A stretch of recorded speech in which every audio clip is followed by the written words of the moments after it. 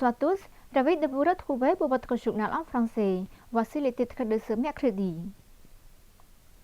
សម្ដេចអគ្គមហាសេនាបតីរាជហ៊ុនសែន Premier ministre du Royaume du Cambodge, a présidé le 20 juin 2023 la commémoration de la 46e journée de la marche pour renverser le régime génocidaire de Pol Pot 20 juin 1977,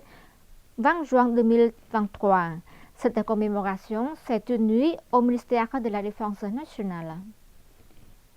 À cette occasion, Samdech Dacho Hun Sen a partagé des faits historiques du pays au cours des 46 dernières années. Samdech Dacho a souligné que le 20 juin 1977 est le jour où j'ai mis ma tête et ma vie pour la cause de la libération nationale, de la paix et du développement du Cambodge. Le chef du gouvernement royal a ajouté que tous devraient mémoriser que le 20 juin 1977 était la première étape de la libération nationale du génocide. Samdech Dacho a également accepté les demandes de Samdech Pichai Senati Bany, vice-premier ministre, ministre de la Défense nationale, sur le projet de construction du parc commémoratif dans les provinces, suivant le style du mémorial gagnant-gagnant à Phnom Penh, ainsi que sur le sous-décret pour l'organisation des sites historiques militaires. Pour la proposition sur le projet de loi sur l'histoire militaire, Samdech Dacho Hun Sen a conseillé au ministère de la Défense nationale de mener une étude approfondie avec des juristes.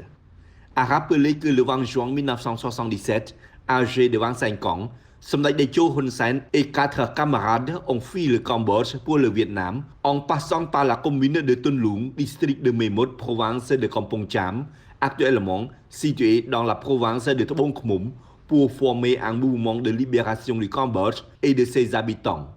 En 1978, Samdech Dacho Hun Sen est devenu membre fondateur du Front Uni National pour le sauvetage du Cambodge. En collaboration avec d'autres mouvements patriotiques et avec le soutien des forces volontaires vietnamiennes, le 7 janvier 1979, le Front Uni National pour le sauvetage du Cambodge a sauvé le Cambodge et ses habitants du régime génocidaire du Cambodge démocratique. Dans la matinée du 20 juin 2023 à l'Assemblée nationale, Son Excellence Pen Panya, président de la Commission de la législation et de la justice de l'Assemblée nationale, a conduit des membres de la Commission à rencontrer des représentants du gouvernement royal dirigé par Samdech Kralaya Hom Sokhen, vice-premier ministre, ministre de l'Intérieur, pour discuter du projet de loi important sur l'amendement à la loi électorale. À l'occasion de cette rencontre, Samdech Kralaya Hom Sokhen, vice-premier ministre, ministre de l'Intérieur, a informé au président de la 6e commission de l'Assemblée nationale que l'amendement à la loi électorale proposé par le gouvernement était conforme aux dispositions de la Constitution du Royaume du Cambodge et n'affectait pas le droit de vote du peuple cambodgien qui est garanti pour la Constitution et la loi du Royaume du Cambodge. Après avoir écouté les explications détaillées de Samdech Kralaya Hom Sokhen et de sa délégation, Son Excellence Pen Panya, président de la Commission de la législation et de la justice de l'Assemblée nationale et le comité de l'Assemblée nationale ont exprimé leur soutien à cette loi qui est complète sans aucune modification. Selon Son Excellence Pen Panya, la 6e commission fera rapport au comité permanent de l'Assemblée nationale pour décider d'inscrire d'urgence le projet de loi portant sur l'amendement à la loi électorale à l'ordre du jour de la prochaine session de l'Assemblée nationale qui se tiendra dans la semaine prochaine. Son Excellence Pan Sorasak, ministre du Commerce, préside la cérémonie d'inauguration de la salle d'exposition des voitures de la compagnie chinoise Great Wall Motor Cambodia. Lors de la cérémonie d'inauguration, Son Excellence Pan Sorasak, ministre du Commerce, a félicité Von Roth Group pour avoir importé des voitures Great Wall sur le marché du Cambodge dans une situation où le peuple cambodgien vit sous le toit d'une paix totale. Il a ajouté que les progrès du Cambodge sont indissociables de la participation des amis chinois et que grâce à l'aide et la bonne coopération des amis chinois, les deux pays sont parvenus à un accord bilatéral de libre-échange entre le Cambodge et la Chine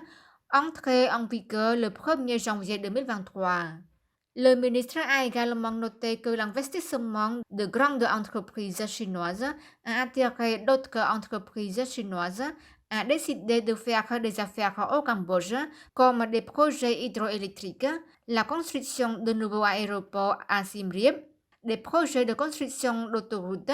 et d'autres projets tels que les projets Vandot Group et Vandot Great Wall que nous avons tous vus aujourd'hui. Veuillez noter qu'au cours des 5 premiers mois de 2023, le volume des échanges bilatéraux entre le Cambodge et la Chine s'est élevé à plus de 5 milliards de dollars américains, dans lequel le Cambodge a exporté vers la Chine certains produits potentiels tels que des vêtements, des chaussures et des autres produits, ainsi que des produits agricoles, etc. La Chine importe les principaux produits de base tels que les automobiles, les machines, l'électronique, les pneus, les plastiques et autres. Son Excellence Wong Sai-Visot, ministre délégué auprès du Premier ministre et secrétaire d'État permanent du ministère de l'économie et des finances, a reçu une visite de courtoisie à Son Excellence Ueno Atsushi, ambassadeur du Japon au Cambodge. Son Excellence l'ambassadeur du Japon Ueno Atsushi a salué les efforts fructueux du gouvernement royal du Cambodge dans tous les domaines et a exprimé sa profonde gratitude au gouvernement royal du Cambodge ainsi qu'aux autres ministères, en particulier le ministère de l'économie et des finances, cadre de coopération bilatérale entre les deux pays dans le passé, notamment lancement récent du centre de production numérique Cambodge-Japon. Son Excellence Wong Sai-Visot a également remercié le gouvernement du Japon pour son aide à la création du centre de production numérique Cambodge-Japon, conformément à la stratégie de développement des ressources humaines du gouvernement royal du Cambodge, qui accorde une attention particulière à ce secteur. Il a également demandé à la partie japonaise de continuer à aider au développement du capital humain au Cambodge, en particulier la formation de compétences de qualité et la réponse aux besoins de l'industrie cambodgienne et le renforcement des capacités et le développement dans le secteur public. Il convient de noter que de 1992 au premier trimestre de 2023, le Japon s'engage à financer des subventions et des prêts concessionnels pour des projets de développement au Cambodge pour un total de plus de 6 200 millions de dollars américains. Les subventions s'élèvent à plus de 3 700 millions de dollars américains et les prêts concessionnels sont environ 2 500 millions de dollars américains. C'est la fin de notre journal. Merci pour votre fidélité et l'info revient demain sur notre chaîne TVK avec Chamran Tuesday. Au revoir.